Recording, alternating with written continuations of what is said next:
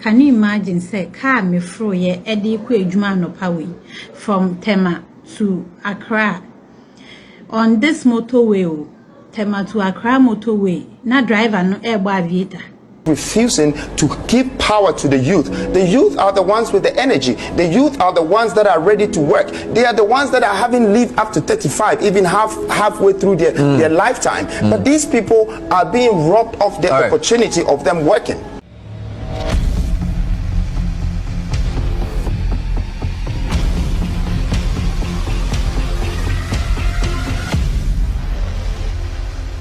Okay, guys, you're welcome to Classic Entertainment Gist. Yes, I've been wanting to talk about this issue of road accidents in Ghana. It be like say it become a normal thing. It has become a norm, and people don't see it as anything serious again. But meanwhile, we lost lives when it happens.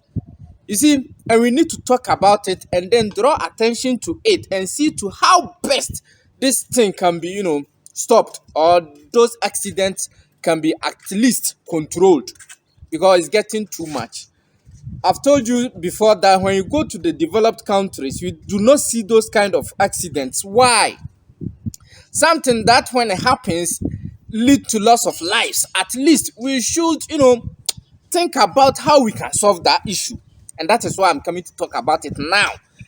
Thank God I found this video on the net, on Instagram, when I was, doing my usual thing, surveillance on the internet like that. So I decided to base on it and then talk about this issue. Let's listen to this lady. Sometimes the causes are not from just one part. There are many. We know the roads are bad, but then there are other causes. All right, we'll talk about it and then we see to how best our leaders at least can think about this, because it is not anything too much serious for them not to be able to solve it. That is what I'm saying. If they want to solve it, they can solve it easily, but they don't think about it because they are riding in big cars, Range Rovers, V8, V6, so they don't care about those ones in those small cars, and then the buses, which can all the time cause accidents. And sometimes they also lose their lives, because recently the vice president's wife, Baumia's wife, also had accident like that where he lost her bodyguard like that. So they have to think about it. Let's listen to this lady. I'll come to talk about it and show you why and how this problem can be solved. Let's listen to this lady. let me say this minim passes kaniho and yen na ye pe kwan a ye befa so a ye benya ska but kwan ye bi mu fa so nya ska na ya na e de bi mu kwan e to esan no.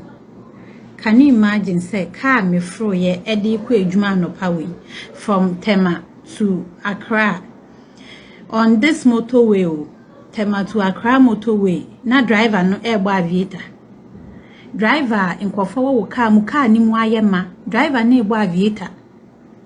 This is not the first time I mean who the first time I saw this thing was on Afienya to Ashaiman Road.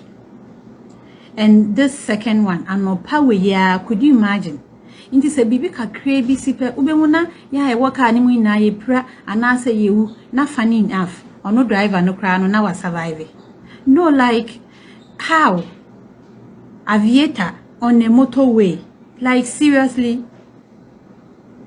Eya mama yan dwen ye ho like dwen obi nso ho dwen obi nkwa ho we BBC kakra pe ubemu say obi epra obi ewu no driver no ote ho later on beka say ye kwan na enye ntia kwan no de enye de but you can't play aviator on a motorway.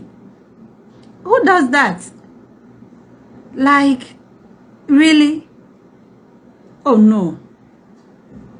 If this driver have an account on TikTok, umranka so be hu so ye ono ane ho asem na make.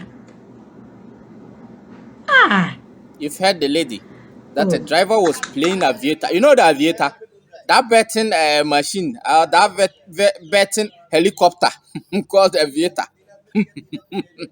You see, also, you see, the first thing I'm coming to talk about is this camera thing. We heard about Baumia when he came. He was talking about digitalizing Ghana. and digitalizing Ghana, and that was which brought about all these GPS and whatever. It's good. It was a very nice idea. And then later on, we heard about planting of cameras all over Ghana. What happened? What stopped? Why did they stop it? Is it really working? Because that is what I'm coming to talk about here. We know, say the roads are bad. Very definitely, the roads are bad, and the drivers need to be kept. The drivers need to be, controlled.